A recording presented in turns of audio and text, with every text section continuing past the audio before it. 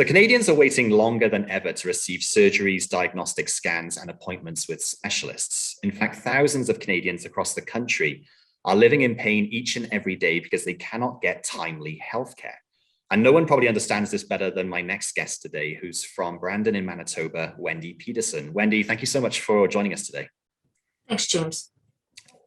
So, Wendy, you've got a really interesting story in that you've been on this waiting list for quite some time for a surgical procedure. Can you tell us a little bit about the background of that, like how you ended up on the waiting list from your doctor's diagnosis to where you are right now?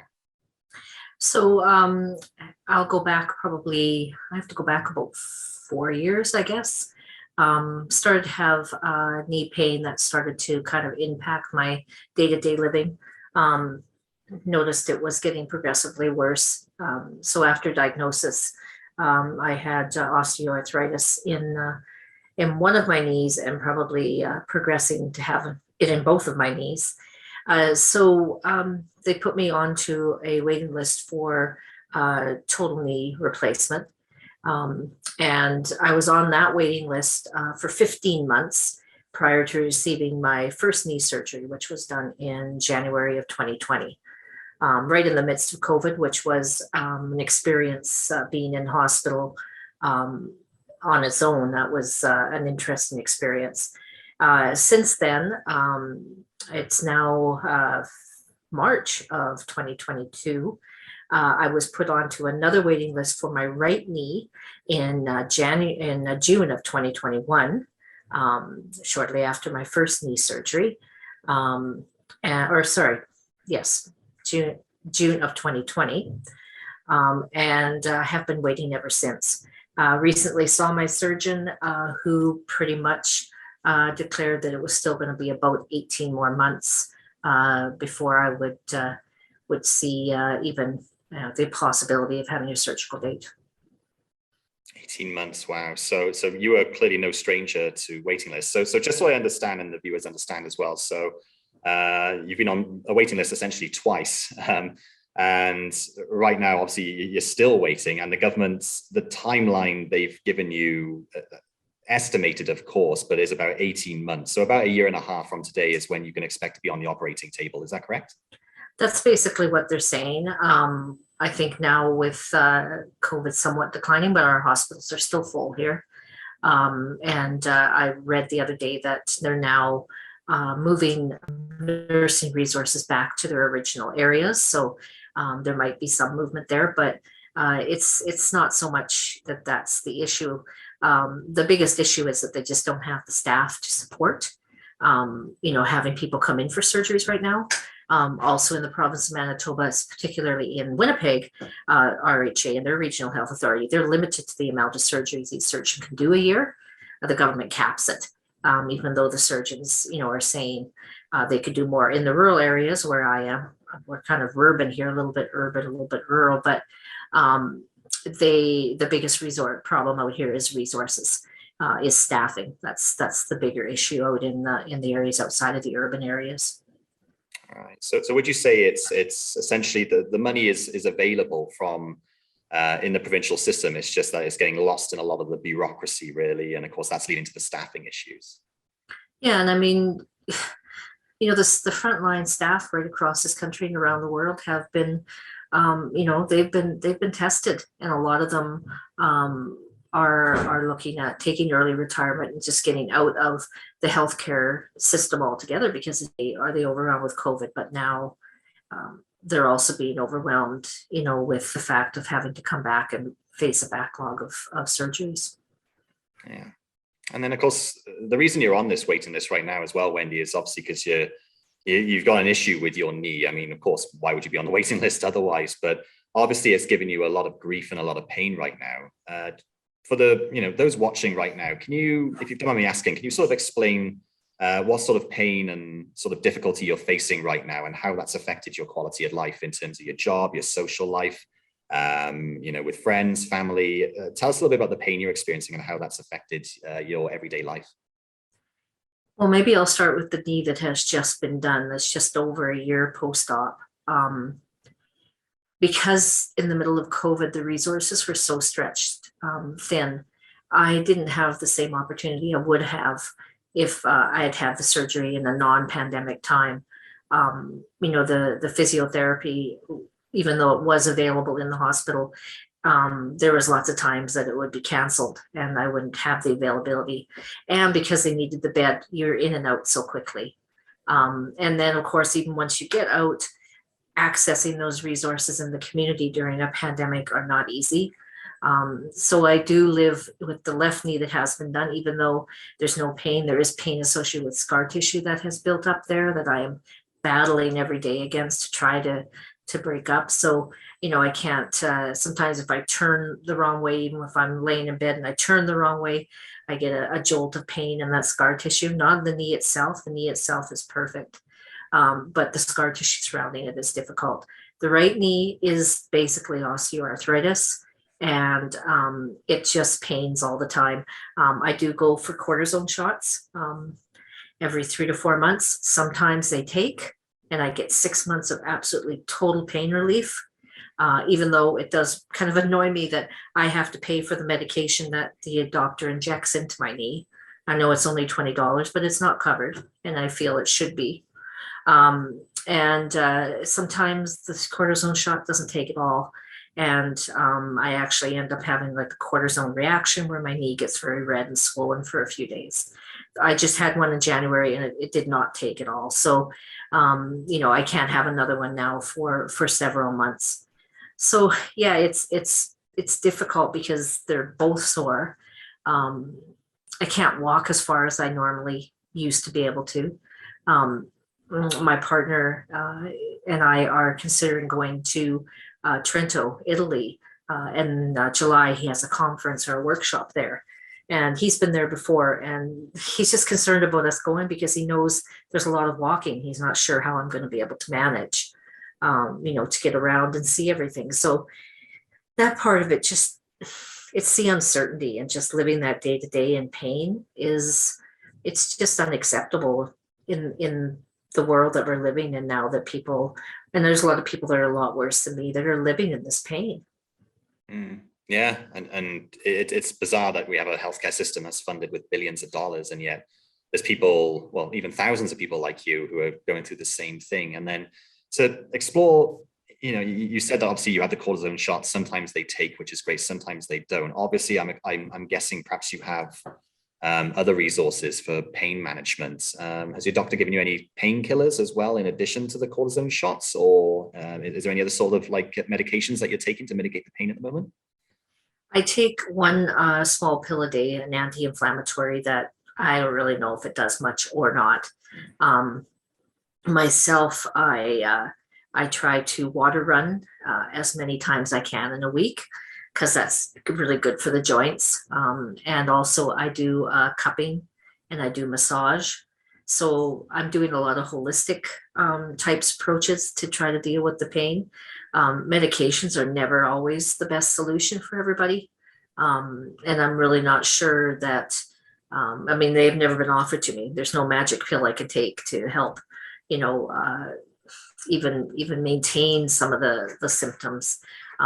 So it's difficult. No medication has ever been offered to me to take. And even if I did, I'm not sure that the side effects would be worth it either. So continuing, I guess, what I'm doing just with the water running and the massage and the cupping.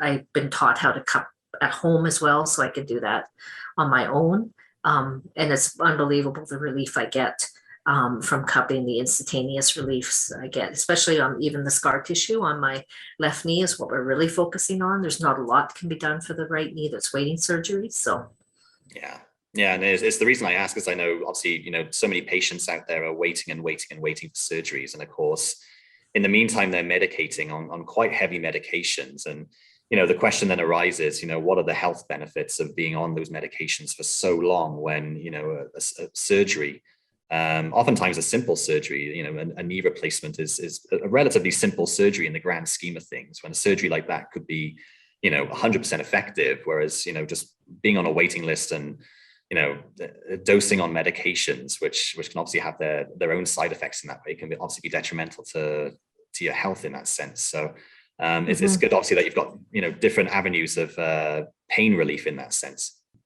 In the meantime, how has it affected your family around you and the loved ones around you? Because obviously they're seeing you, they're seeing you in pain each and every day as well. Of course, it's not just you, obviously, who's got the anguish of what you're going through. I'm assuming, obviously, that they're also seeing, what you're going through, and seeing the detriment it's having on your physical health in that sense. Can you talk to us about how they've been affected by you just being constantly on a waiting list and just waiting for the surgery? Well, I live live in kind of a frat house situation with my two boys and another young man. They're all under 30, and myself, and 3 golden retrievers and 2 cats. So we have a very full, active house. And I know this sounds really silly, but I don't like to go up and down stairs because it hurts. So I have to get one of the boys to take my laundry down and do my laundry for me and bring my laundry up.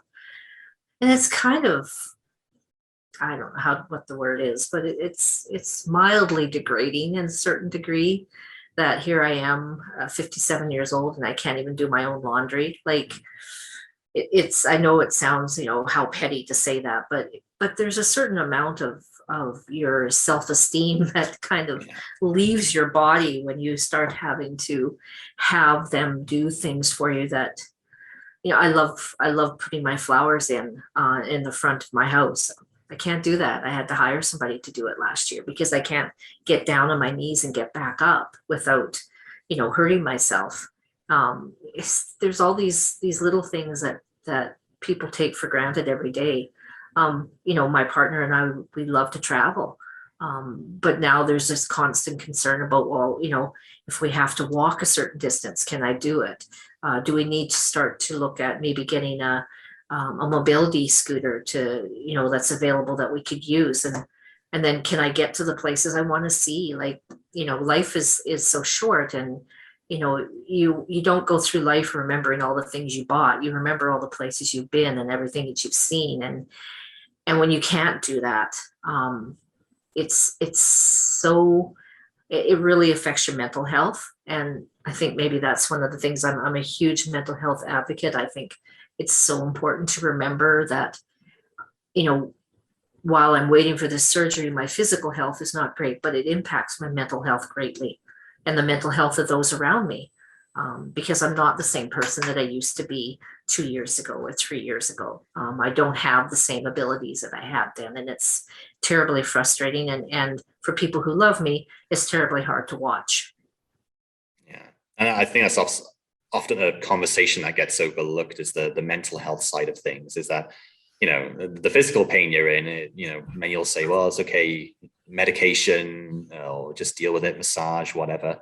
But of course, it's the mental health side of things as well, which often gets overlooked, in the sense that, you have a less degree of independence and reliability on yourself. So I can imagine, obviously, that's incredibly challenging as well. And then, of course, are there any local options available for you to have this surgery taken care of? You mentioned about going to Italy, which of course is thousands of miles away from where you are, but is there anything available in Manitoba right now that you're considering using, or even if there is anything available, or perhaps, in Canada, perhaps you're thinking of going to get your knee replacement? I've heard that there's somewhere in Calgary that is doing it for about 25,000. You can get it done here in Manitoba. The knee replacement apparently costs around $20,000 for a total knee replacement. And I haven't looked into the Calgary option, because my understanding is they bring you to Calgary and then they fly you to Phoenix, and you have it done there, and then they fly you back. So I know that the province has been talking about, once this task force that they've developed comes out with a report, that they may start to send people who are willing to leave the province and go to another province to have procedures done, that they'll be making that an option for some people. There's been kind of an uprising against that. People have been saying, well, I don't want to leave my home. I don't want to leave my support system. I need to be here because this is where I have people that can care for me. I may be in a different situation. I'm not afraid to go to another province and get it done. I'm fairly independent, and my support system would kind of be able to probably go with me. But there are people that don't have that option. And I really feel for them, because it really then limits, how long they're going to be waiting on a list here. So we have also looked at Lithuania. They have a clinic there that the knee surgery is $15,000. And that includes 2 weeks of aftercare with physio twice a day. I mean, it sounds like a dream. But the thing is, post-op, they don't recommend you fly for 6 weeks. So what do you do? If you got lots of money, you can make a vacation out of it and go on vacation somewhere else and recuperate and fly home after the 6 weeks. But yes, I mean, if this goes on much longer, and my partner and I have kind of set a deadline of May, if we haven't got a date by May, then that's it. We're going to get this done. Yeah. Because, another 18 months of my life, or another 2 years of my life, will come and go. And I could get worse. Maybe I'll stabilize, but I could get worse. And like I said before, life is way too short to be worrying about, this going on for much longer.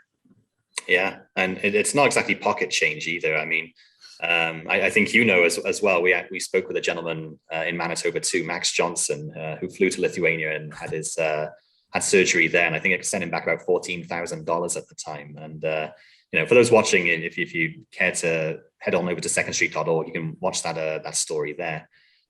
So of course you're thinking of going to. You mentioned that you're thinking of going to Italy. What sort of treatment are they offering you there in terms of cost? We haven't.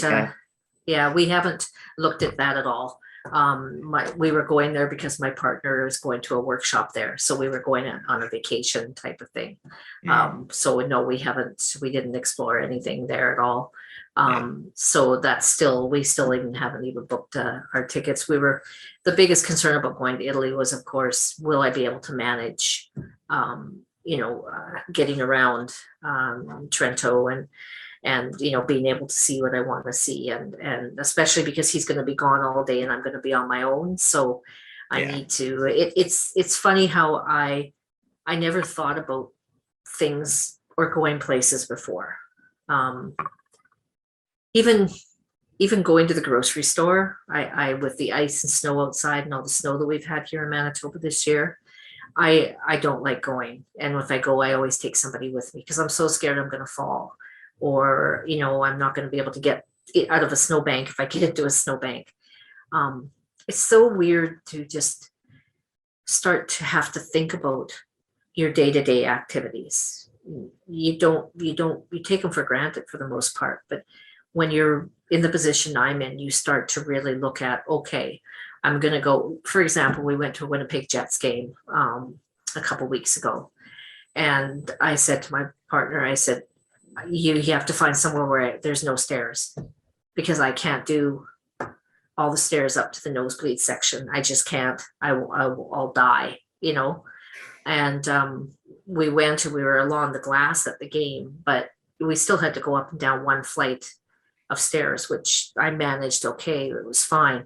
But you shouldn't have to think about things like that, right? Like, and I really feel for people that have a disability that have to plan their entire life and their day around what's accessible to them and how they can access it. You really become much more heightened about that than you did before. And again, just like mental health, I think it's one of those things that you just often don't consider when you're on a waiting list for a prolonged period of time. And of course, you have to plan your days accordingly, and it's challenging. I can only imagine how difficult that must be for you in that sense. Yeah. Sometimes I just the night before I'm going somewhere, I'll lay and wait, and I'll think, okay, I need to get from here to here. How am I going to do that? And then I need to get into here. Okay, is there stairs there? Like you're pre-planning your entire trip in your mind, because you're thinking, I have to be prepared for everything because I can't deal with things like I used to be able to.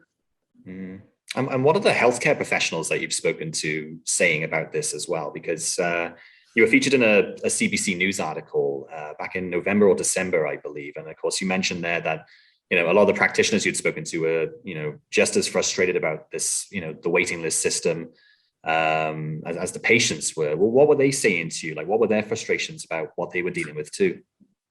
Right from physiotherapists to the surgeons and my general GP, the frustration is the same. I mean, their hands are literally tied. They're at the mercy of what resources and staffing is available. I'm also waiting for another procedure right now, a day surgery procedure, and I have to do a pre-op for it. I got a call today because they had a cancellation for next Tuesday, but I can't juggle my life that quickly. I have many things on Tuesday and Wednesday. So, but they told me that procedure is even 4 to 6 weeks. And, that's one surgeon doing surgeries on every Thursday that he does them. And, when I speak to my knee surgeon in particular, of course, he's frustrated because he knows he could be doing more. But the resources aren't there to support him. And his comment about the Winnipeg Regional Authority having such a limit on the amounts of knee surgeries of 4,000 a year, they could do more, but the government caps it at that. So, it's a no-win situation for them because I'm sure they feel tremendous pressure from, their patients wanting, I want a date, I need a date.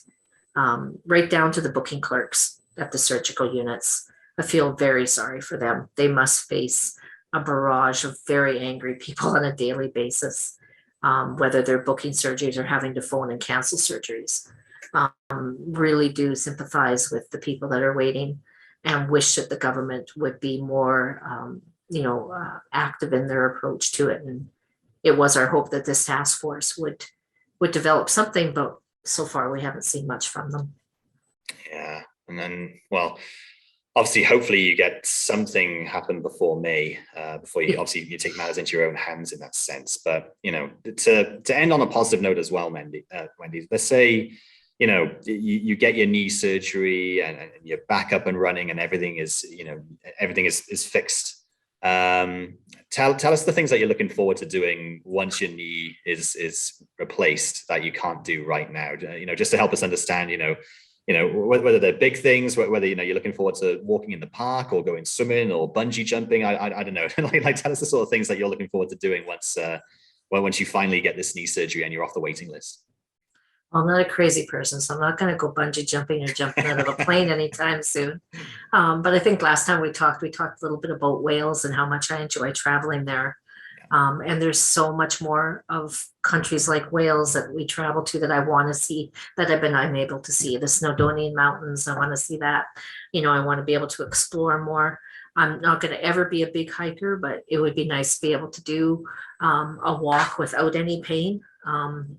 And I think too, like just being able to not worry about my day-to-day activities and just get up in the morning and go, okay, well, today I need to go grocery shopping. I won't be, tired or in pain after I finish it. I don't need to have anybody go with me. I can take my own laundry down and do my own laundry. So, it's not always the big things that I'm looking forward to, but it's those little things of just bringing that normalcy back to my life. And I think that's gone. And it's almost like, it's this syndrome of lost independence that I'm now thinking, wow, what it would be like to just be able to take my own laundry down. Or my partner bought me an electric bike 2 years ago. I haven't been able to use it, and I'm thinking my son uses it more than I do. And I'm thinking, no, that's my bike. And I'm looking forward to being able to finally get on it and have the capacity to be able to use it. So we're looking forward to traveling and just being able to go out of his house in Winnipeg and do a walk around the block with the dogs and not have to worry about, falling or how tired I'm going to be by the time I get to the end of the block. It's just those little things, I think, more than anything else. No big things planned like jumping out of planes or going bungee jumping, but gosh, I'd just like to be able to do my own laundry and do some grocery shopping and, put my own flowers in. It's the simple things I really miss. Yeah, the little things that we take for granted each and every day. No, I totally Yeah. understand that. Well, Yeah. Wendy, we wish you the absolute best of luck. My heart goes out to you. I'm sure the viewers watching this, I'm sure they're wishing you the absolute best for the future. Hopefully something comes up before May, and whatever happens after May, like hopefully, you get your knee fixed and your life can return to normal as soon as possible. We're all rooting for you, of course. And for our viewers, if you're interested in learning more about our healthcare research, head on over to secondstreet.org. We've got a lot of information there and research about Canada's growing waiting lists and the potential solutions for this growing problem. So again, yeah, please visit secondstreet.org. Wendy, thank you so much for joining us today. I really appreciate it. Thank you so much, James.